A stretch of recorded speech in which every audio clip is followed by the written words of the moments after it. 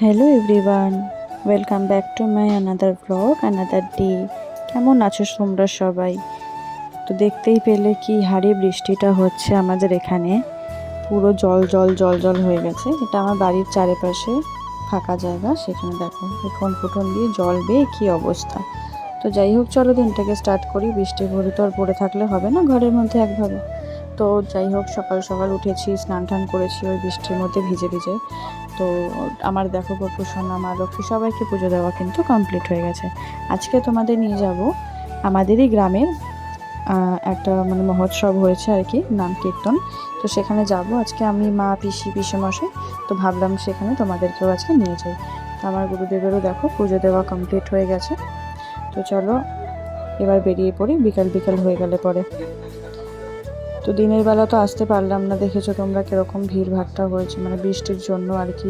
ভিড়ভাট্টা সেরকম কিছু ছিল না, তো সে কারণে ফাঁকায় ফাঁকায় আসবো না ভেবে আসলাম সন্ধ্যের পরে। সন্ধ্যে টন্ধে দিয়ে তারপরে এসছি। এই দেখো এখানে দেখেছো কীরকম কত লোকজন হয়েছে।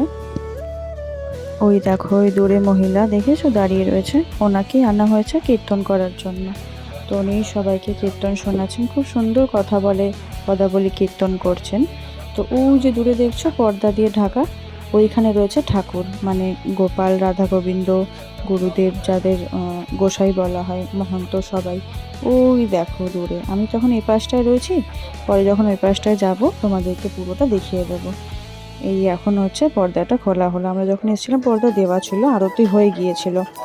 তো যাই হোক, চলো এবার তাহলে আমরা ঠাকুর দর্শন করি। দেখো তোমরা দূর থেকে কতটা দেখতে পাচ্ছ জানি না, এত সুন্দর লাগছে। আর এত সুন্দর ওয়েদারে এত সুন্দর নাম কীর্তন শুনতে বেশ ভালোই লাগছিল। তো চলো এবার তাহলে তোমাদেরকে একটুখানি শোনাই কথা, কিরকম কি হলো। দেহটাকে কত ভালোবেসেছিল সবাই, এই দেহ আগুন দিয়ে আগুন ধরতে চাইবে না, লাঠি দিয়ে বাবা খুঁটিয়ে খুঁটিয়ে ধরাবে। এই সোনা রঙ একদিন তোমার হবে ভঙ্গুরি। তো দেখলে তোমরা কিরকম পদাবলী কীর্তন হচ্ছে। তো এই দেখো এখানে হচ্ছে খাবার জায়গা, যেখানে প্রসাদ নেওয়ার জন্য আর কি ব্যবস্থা করা হয়েছিল।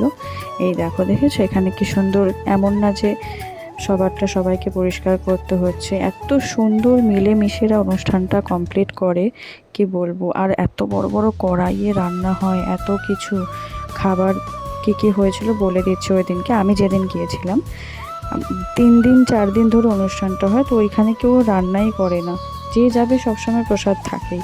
তো ভাত হয়েছিল প্রথমে, তো ওই মালসা ভোগ দেওয়া হয়েছিল, ভাত, ডাল আর পনির করা হয়েছিল ওই দিনকে যেদিন আমি গেছিলাম। তো যেহেতু একটা 3-4 দিন ব্যাপী অনুষ্ঠান, তো সেই কারণে একটা ছোটোখাটো মতন মেলাও বসেছিল। দেখতে পাচ্ছ বাচ্চা কাচ্চারা একটু আনন্দ পাবে মেলা বসলে পরে, কারণ বাচ্চা কাচ্চারা তো সবসময় ওই নাম কীর্তনের ওখানে থাকবে না, ওদের তো আর বসানো যায় না। মা, কাকিমা, মাসিমা, ঠাকুমা, দাদু, দাদা এনারাই থাকে বেশিরভাগ। তো এই দেখো এখানে একটা ছোট্ট মতন মেলাও বসেছে। তো ভালোই বেশ আনন্দ করলাম আজকের দিনটা। তো আমাদের এই গ্রামে এই অনুষ্ঠানটা প্রতি বছর হয়, তো এই বছর গেলাম, তাই ভাবলাম তোমাদেরকেও একটু দেখিয়ে দিই। তো যাই হোক, ভিডিওটা কেমন লাগলো একটু জানিও। জানি অনেক দিন পর ভিডিও দিয়েছি, তো অবশ্যই পাশে থেকো, ভালো লেগে থাকলে একটা লাইক করে দিও। আর এই যে দেখো, চলো তোমাদের এবার ঠাকুরটা দেখাই।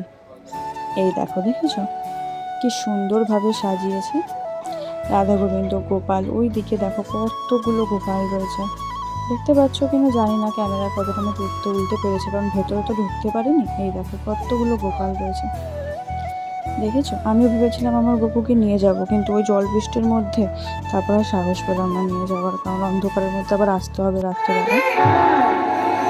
তো এই দেখো কীর্তন হচ্ছে এদিকে, আমাদের দেখা হয়ে গেছে। চলো এবার আমরা বাড়ির দিকে যাই। দেখো আমি আর মা, আগে পিসমশাই আছে, পিসমশাই টোটো করেই আমরা এসেছি। তো এই যে দেখো বৌমা সেজে গিয়েছিলাম শাড়ি পরে। তো যাই হোক, চলো ভিডিওটাকে তাহলে এখানেই শেষ করছি আজকের মতন, টাটা।